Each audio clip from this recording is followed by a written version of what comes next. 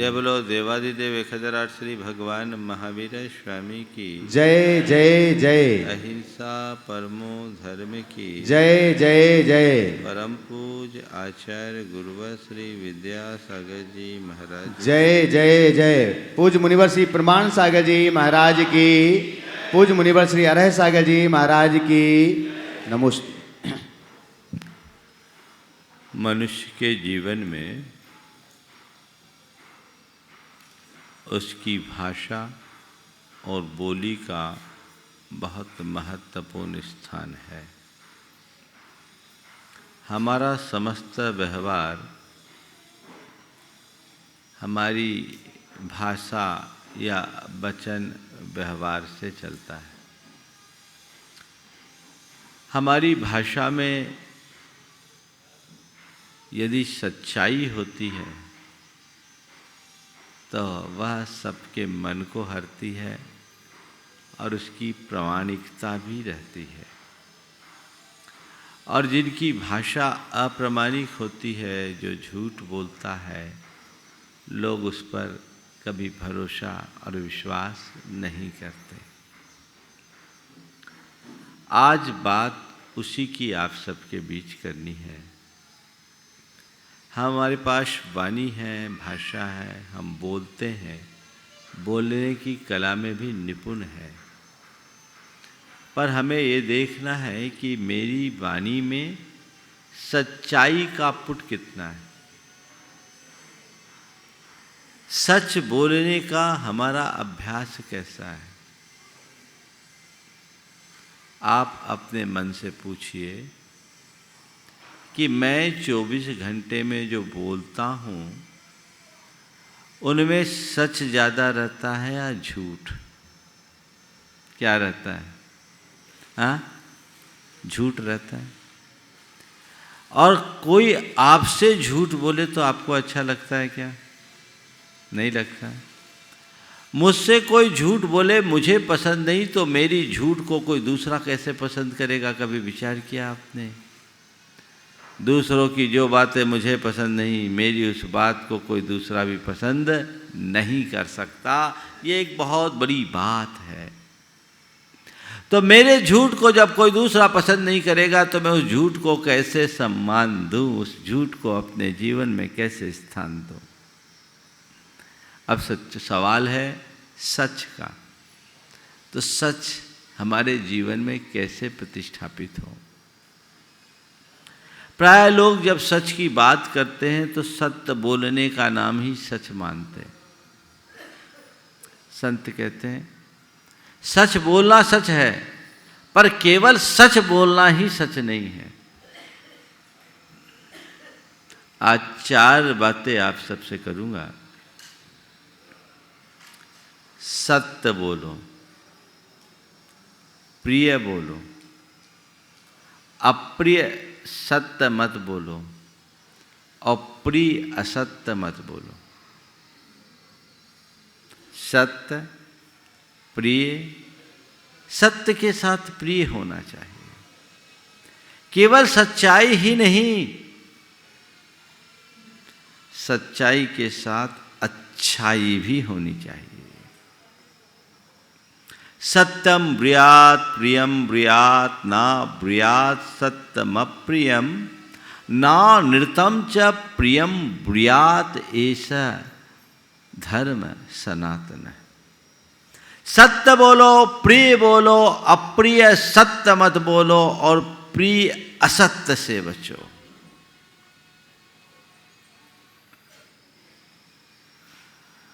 आज इसी बात का उल्लेख आप सबके बीच किया जाना है। मैं सूत्रों से अपनी बात की शुरुआत करता हूँ। आज का पहला सूत्र है सच्चाई क्या है? जिसमें दूसरों को कुछ भी हानि न पहुँचे, उस बात को बोलना ही सच्चाई है। वाक्य को दोहरा रहा हूँ। सच्चाई क्या है? जिसमें दूसरों को हानि न पहुँचे, उस बात को बोलना ही सच्चाई है। कुछ लोग बोलते मैं तो बड़ा खरा बोलता हूँ, संत कहते खरा बोलो, पर ऐसा खरा मत बोलो कि किसी को अखर जाए। किसी को अखरने योग्य खरा बोलना भी गलत है। कुछ लोग कहते सत्य कड़वा होता है। मैं कहता हूं जहां कड़वाहट है वहां सत्य है ही नहीं। सत्य तो मधुरता का पिंड है। सत्य बोलिए पर प्रिय बोलिए। सीधे सीधे ऐसी बात मत कह दीजिए जो व्यक्ति के हृदय को चुभ जाए। जैसे मान लीजिए कोई व्यक्ति मातृ पितृ विहीन है, दूसरे शब्दों में अनाथ है। उस व्यक्ति को सीधे सीधे कह दे इसका कोई नहीं, ये अनाथ है, उसको अच्छा लगेगा क्या? हाँ? और यही इसी वाक्य को कहा जाए कि महाराज जी बहुत वर्षों से इनके माता पिता का साथ इनसे छूट गया है। दोनों वाक्य का अर्थ तो एक ही है ना। एक व्यक्ति आकर के कह रहा है महाराज इसको आशीर्वाद दो, ये अनाथ है। और दूसरा व्यक्ति आके कह रहा है महाराज इसको आशीर्वाद दो, इसके माँ बाप का साथ इससे छूट गया, आपके आशीर्वाद की इसे प्रबल आवश्यकता है। बात एक ही है पर दोनों का आशय बहुत अलग अलग है, दोनों का प्रभाव भी अलग अलग है। कभी किसी व्यक्ति की जाति सूचक शब्दों का सीधे सीधे प्रयोग मत करो। कभी किसी व्यक्ति के कुल की बात को सीधे सीधे मत कहो। कभी किसी व्यक्ति की पारिवारिक और आर्थिक स्थिति एक साथ सीधे सीधे प्रकट मत करो, क्योंकि ये बातें अगर कमजोर हो तो मनुष्य को चुभती है। कोई ऐसी बात जो सामने वाले को अप्रिय लगे अपने जबान से कभी मत निकालो। ऐसे शब्द जिससे सामने वाले के मन को नुकसान पहुंचे अथवा उस व्यक्ति को और कोई दूसरा नुकसान हो जाए, वहां आप चुप रहिए, राजदार बने रहिए। किसी के ऐसी बात को आप प्रकट कर रहे हैं जिससे उसको नुकसान होने वाला है तो वह सत्य नहीं असत्य है। हमने तो सच सच बता दिया। ये चुगलखोरी होती है ना, उसमें कई लोग सच्ची चुगली करते हैं पर उसका परिणाम झूठा निकलता है। किसी ने किसी के बारे में किसी से किसी संदर्भ में कुछ कहा, मान लो उसके मन में उसका पूर्वाग्रह था या उस समय उसका मानसिक संतुलन थोड़ा अलग था, उसके अंदर क्रोध का आवेग था, गुस्से में किसी ने किसी के बारे में कोई अशोभन टिप्पणी करी और आपने सुनकर के उसको ले जाकर जोंका तो थोड़ा नमक मिर्च भी लगा दिया और कम्युनिकेट कर दिया। बोला तो सही है लेकिन परिणाम बुरा है। उससे सामने वाले का एक दूसरे के प्रति वैमनस्य बढ़ा, बैर बढ़ा, तो वो सत्य सत्य कहलाने की श्रेणी में नहीं आएगा, वो असत्य बन गया। एक बात ठान लीजिए, अगर किसी व्यक्ति की कोई गलती भी है तो उसे इस तरीके से प्रस्तुत न करे जिससे उसको अतिरिक्त हानि पहुंचे, चाहे वह उसकी प्रतिष्ठा और छवि को मलिन करती हो, चाहे उसे आर्थिक हानि हो या उसके पारिवारिक संबंधों को नुकसान पहुंचाता हो या उसकी सामाजिकता पर असर डालती। आपको ये देखना है कि मेरी बोली का परिणाम क्या निकलेगा। ये अपने हृदय में एकदम अंकित कर लेना है कि मुझे ऐसा सच कभी नहीं बोलना जिससे किसी के लिए हानि पहुंचे। इस वाक्य को गहराई से समझिए। सच्चाई क्या है जिसमें दूसरों को कुछ भी हानि न पहुँचे, उस बात को बोलना ही सच्चाई है। सत्य के साथ हित होना चाहिए।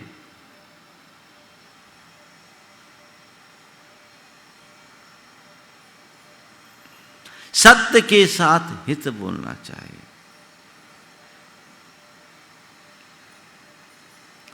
सत्यम प्रियम च हितम प्राहु सुनितम सुनतव्रता तत्सत्यम अपि नो सत्यम अप्रियमा हितम च यत्।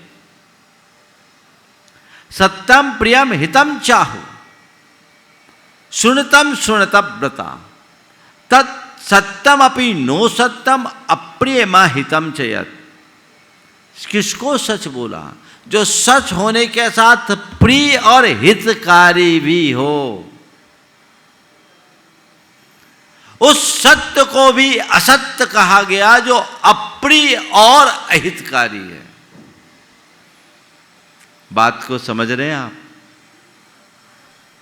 तो सच्चाई क्या है? जिसमें दूसरों को कुछ हानि ना पहुंचे, उस बात का बोलना ही सच्चाई है। अन्यथा तुम भी झूठे। तुम जिस पर आरोप लगा रहे वो तो झूठा है ही, तुम भी झूठे। तुम जिसकी चर्चा कर रहे वो तो बुरा है ही, तुम भी बुरे। दूसरे को बुराई मिटाना मेरे बस की बात नहीं है, पर खुद को बुरा बनने से बचाना तो मेरे हाथ में है। हम दूसरों के लिए अपने भीतर गंदगी क्यों भरे? इस समझ अंतरंग में होनी चाहिए। दूसरा वाक्य, उस झूठ में भी सत्यता की विशेषता है, जिसके परिणाम में नियम से भलाई होती है। वाक्य को समझिए। उस झूठ में भी सत्यता की विशेषता है, जिसके परिणाम में नियम से भलाई होती है। अर्थात किसी के हित के लिए बोला गया झूठ भी सच है, और वह सच भी झूठ है जिससे किसी का अहित हो। हमारा मूल उद्देश्य स्वपर का हित साधन है। इसलिए अपनी भाषा का प्रयोग करते समय हमें इन बातों को गहराई से समझना चाहिए। अब आप सवाल करोगे, महाराज कोई अपराधी है, किसी ने अपराध किया है और हम उसके दृष्टा हैं, क्या हम उसकी बात को स्वीकार लें? हम बोलते हैं, बताते हैं, तो हमारी गवाही से उसको सज़ा मिलती है और उसकी सज़ा से उसका हित होता है। तो इस कथनानुसार तो हमें चुप रहना चाहिए, नहीं बोलना चाहिए। और अगर ऐसा हम करते हैं तो क्या अपराध और अपराधी को बढ़ावा नहीं मिलेगा? है ना? शायद आपका सवाल हो। मैं आपको इस संदर्भ में दो बातें कहूँगा। पहली बात तो ये कि सामने वाले का अपराध किस श्रेणी का है। अगर कोई छोटा मोटा अपराध है जिससे व्यक्ति, समाज और देश को कोई बड़ा नुकसान न हो, और उस व्यक्ति के हृदय में अपराध बोध है, तो हमें अपनी कुशलता का परिचय देकर उसे बचाना चाहिए, क्योंकि उसमें उसकी भलाई है। और कोई संगीन अपराध है तो हमें राष्ट्रीय और सामाजिक व्यापक हितों को देखते हुए अपने विवेक से व्यवहार करना चाहिए। वहाँ उसे छिपाना ठीक बात नहीं है, वो अपराध है। लेकिन लोग झूठी गवाही दे देते हैं तो महाझूठे हैं। हमें देखना है कि अंततः क्या होता है। और जिस व्यक्ति की सोच बड़ी होती है, वह ऐसी जगह में भी अपने विवेक का परिचय देते हुए सबको बचा लेते हैं। मेरे संपर्क में एक सज्जन है जिसके बेटे का एक्सीडेंट में मृत्यु हुई, बेटे की, और संयोग से जो युवा गाड़ी चला रहा था वो 18 साल से कम का था। धोखे से एक्सीडेंट हुआ, उसकी मृत्यु हुई। वो उसका प्रत्यक्ष दृष्टा था। उस व्यक्ति ने बहुत समझदारी का काम किया। उसने सोचा मेरा बेटा तो चला ही गया, मेरे बयान से एक दूसरे का बेटा भी जेल चला जाएगा, उससे मुझे मिलेगा क्या? उसने बहुत गंभीर मंथन किया और जब कोर्ट में बात आई उसने कह दिया गाड़ी चला कोई और रहा था, ड्राइवर था जिसका लाइसेंस था, इसका कुछ नहीं हुआ। वो लड़का बच गया, लेकिन बच क्या गया, बदल गया, क्योंकि उसके मन में पहले भी कोई द्वेष तो था नहीं। थोड़ी सी चूक हुई, गाड़ी भिड़ गई, एक्सीडेंट हो गया और सामने वाला दुर्घटनाग्रस्त होकर के चल बसा। लेकिन उस व्यक्ति के हृदय में ऐसी अमिट छाप पड़ी कि आज भी वो उस व्यक्ति को अपने पिता से भी ज़्यादा सम्मान देता है, पिता से बढ़ कर के मानता है। उस व्यक्ति ने झूठ बोला या सच, आप बताइए? हाँ, उसको हम झूठ बोलेंगे या सच? थोड़ा बोलो जोर से। सच। समझ में आ गई ना बात? तो ऐसा सच मत बोलो जिससे किसी का हित हो, और किसी का हित होने के लिए, हित करने के लिए थोड़ा झूठ भी बोल दो तो चलेगा। हित कर सच बोलो। कदाचित हितकारी झूठ भी बोल दो, पर अहितकारी सच कभी मत बोलो। तो सत्य बोले, प्रिय बोले। क्या बोले? प्रिय, मीठा बोले। थोड़ा सा चाशनी मिला करके बतासे में कड़वी दवाई भी दी जा सकती है ना? कितनी कड़वी दवाई हो, अगर बतासे में दे दो तो अच्छा लगता है ना? और सीधे सीधे तो गड़बड़ होगा, है ना? वो आप उसको नहीं ले पाएंगे। तो सीधे सीधे मत लो, शुगर कोटेड होना चाहिए। और आपकी जबान में कड़वी सी कड़वी दवा को शुगर कोट करने की फैक्ट्री लगी है। वो प्रोसेस अपना लीजिए। थोड़ा सा अपने विवेक बुद्धि का परिचय दीजिए। शब्द को प्रयोग में लाने से पहले एक पल का विचार कर लीजिए। आप पाएंगे कि आपके मुख से मिठास झर रही है और आपके संबंध भी मधुर बन जाएंगे। सीधे सीधे खरा खरा सुनाना अच्छी बात नहीं है। और लोग बोलते हैं अरे मैंने तो खूब खरी खोटी सुना दी। क्या कहना है? खरी खोटी सुना दी। मैं आपको बताऊं, अगर तुम सुना रहे हो ना तो खोटा ही है। सुनना हमारा काम है, सुनाना हमारा काम नहीं।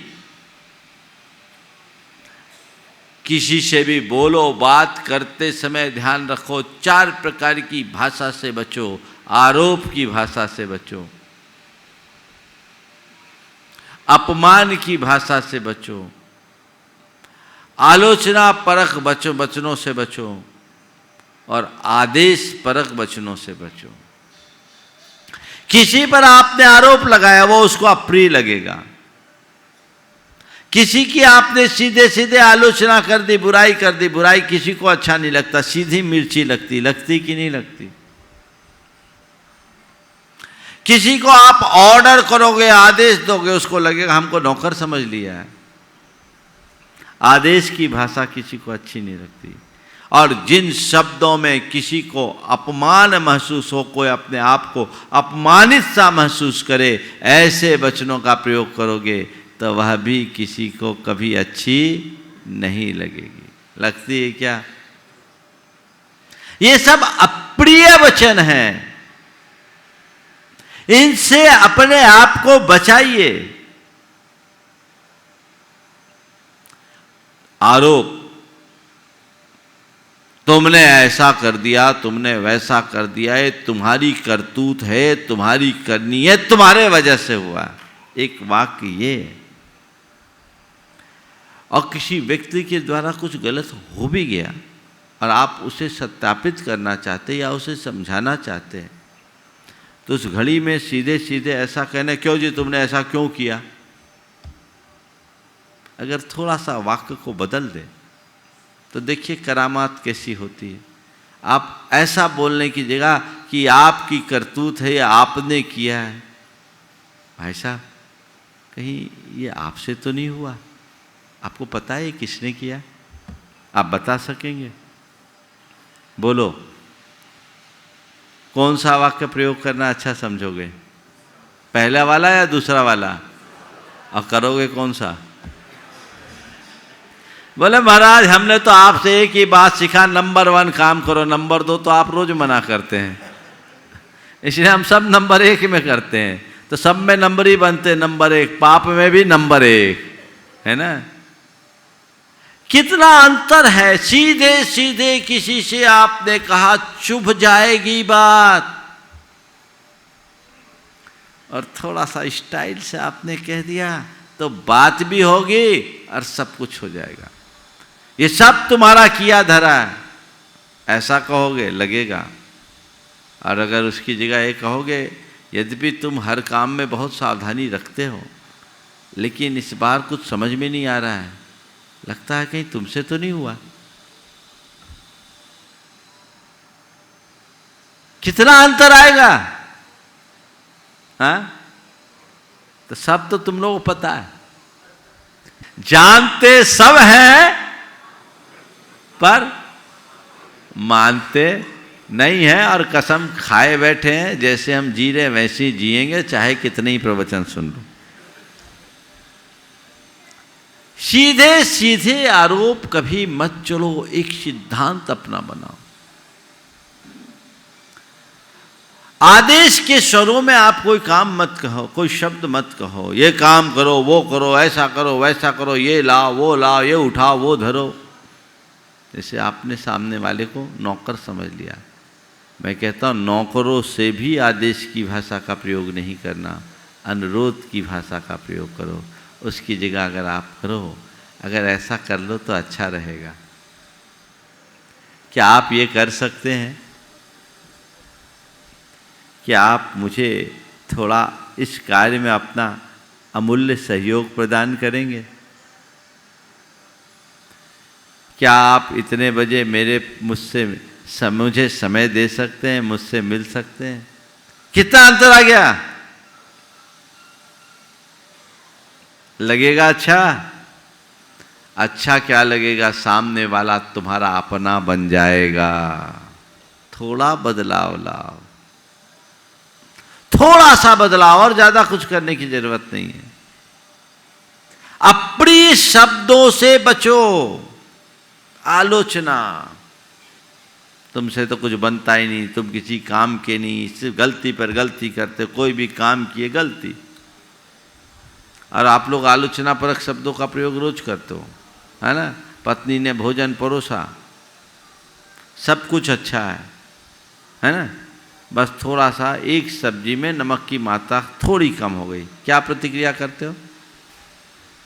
क्या प्रतिक्रिया करते हो? ईमानदारी से बोलो। चुपचाप खाते हो कि हल्ला मचाते हो? हाँ, क्या बोलते हो? इतने बरस हो गए आज तक रोटी बनाना नहीं जानते, पूरा खाना गोबर कर दिया, कोई स्वाद ही नहीं है, तुम्हें कुछ आता ही नहीं, तुम तो कोई काम की ही नहीं हो, यही बोलोगे? हालांकि काम उसी से बनेगा, लेकिन उस समय पता नहीं क्या क्या निकलेगा। हाँ? अगर इसकी जगह थोड़ा सा मेरी तरह भाषा का प्रयोग करो। आज भोजन तुमने बहुत अच्छा बनाया, सब कुछ बहुत अच्छा है, परोसगारी भी तुम्हारी बहुत अच्छी है, रोज़ तुम भोजन अच्छा बनाती हो, तुम्हारे भोजन की मैं जितनी सराहना करूं कम है। और आज तुमने सब्जी भी बहुत अच्छी बनाई, सब कुछ अच्छी बनाई और सारी सब्जियों का टेस्ट भी अच्छा था। एक वो वाली जो सृष्टि ना ऐसी सब्जी लगता है उसमें तुम नमक डालना भूल गई। क्या हो गया बोलो बोलो। अरे महाराज इतनी सबूरी हो तब तो वहां तो सीधे फायर। कितना अंतर है। अगर अपने व्यक्तित्व को निखारना चाहते हो और अपने संबंधों को मधुर बनाना चाहते हो तो अपने भीतर ऐसे परिवर्तन के लिए ठानना पड़ेगा। खुद के भीतर संकल्प जगाना होगा कि मुझे ये करना है, करना नहीं करना ही है। मुझे चेंज करना है, अपने भीतर परिवर्तन करना है, अपने भाषा को, अपने व्यवहार को, अपनी भावना को बदल के रहना है। असंभव नहीं है। और अपमानजनक शब्दों का प्रयोग, घटिया शब्दों का प्रयोग, अपशब्दों का उच्चारण, अबे तबे करके, रे तू करके बात करना, गाली गलौज करना, ये किसी सभ्य मनुष्य के लिए शोभा नहीं देता। ये सब अप्रिय शब्द है। ऐसे अप्रिय वचनों के प्रयोग से सदैव बचिए। कोई कठिनाई है? हमारे पास ऐसा तो नहीं कि खराब शब्दों का ही स्टॉक भरा, अच्छे शब्द नहीं है मेरे पास, हाँ है कि नहीं? तो जब हमारे पास अच्छे शब्दों की भी व्यवस्था है तो हम बुरे शब्दों का प्रयोग क्यों करें? इसी कुरल काव्य में एक प्रकरण में पीछे आया था कि जो लोग अच्छे शब्दों को छोड़कर अपशब्दों का उच्चारण करते हैं वे पके और मीठे फलों को छोड़कर कच्चे और खट्टे फलों को खाना पसंद करते हैं। तो मुंह खट्टा हो, दांत खट्टे होंगे, क्या काम का? जिस मनुष्य के विचार जितने उन्नत होते हैं उसके मुख में वचन भी उतने ही परिष्कृत होते हैं, उतने ही पवित्र होते हैं, निर्मल होते हैं, मधुर होते हैं। अपने वचनों का प्रयोग हमें उसी तरीके से करना चाहिए। अगर इतनी सी सावधानी रख लो तो रोज का जो झगड़ा है वो खत्म हो जाएगा। वचनों से ही महाभारत हुआ और बोली से ही महाभारत को शांत किया जा सकता है। जिस बात को तुम्हारा मन जानता है कि वह झूठ है, जिस बात को तुम्हारा मन जानता है कि वह झूठ है, उसे कभी मत बोलो, क्योंकि झूठ बोलने से स्वयं तुम्हारी अंतरात्मा तुम्हें जलाएगी। समझ गए? छोटे छोटे स्वार्थों में झूठ मत बोलो, बिना प्रयोजन झूठ मत बोलो। अपने आप को झूठा बना के क्या करोगे? कई लोग हैं जो बोलते ही रहते हैं, फांकते हैं, जिनको फेंकू बोलते हैं, कुछ ना कुछ बोलते रहते हैं। उस व्यक्ति की बात पर कोई प्रभावित होगा? उस व्यक्ति की बात पर कोई विश्वास करेगा? कोई नहीं करेगा। वो अंदर से तुम्हें मालूम है ये झूठ है तो तुम्हारी अंतरात्मा तुम्हें जलाएगी, तुम्हारा पतन तो है ही। और एक बार बोले गए झूठ को छुपाने के लिए मनुष्य 100 झूठ और बोलने को बाध्य होता है। उनसे बचना चाहिए। अगला वाक्य है, देखो जिस मनुष्य का मन सत्य व्रत से पवित्र है वह सबके हृदय पर शासन करेगा। जिस मनुष्य का मन सत्य व्रत से पवित्र है वह सबके हृदय पर शासन करेगा। पर दूसरों के हृदय में शासन तभी होगा जब खुद पर अनुशासन हो, है ना? अपने वचनों में संयम, सत्य के प्रति निष्ठावान बनिए। ये संकल्प अपने मन में जगाइए। और अगला वाक्य है, जिसका मन सत्यशीलता में निमग्न है वह पुरुष तपस्वी से भी महान और ऋषियों से भी श्रेष्ठ है। जिसका मन सत्यशीलता में निमग्न है वह पुरुष तपस्वी से भी महान और ऋषियों से भी श्रेष्ठ है। वो श्रेष्ठता तुम एक साधारण व्यक्ति के भीतर घटित हो सकती है केवल सत्य के प्रताप से।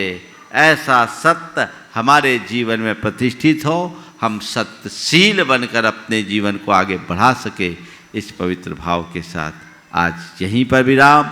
बोलिए परम पूज आचार्य गुरुवर श्री विद्यासागर जी महाराज।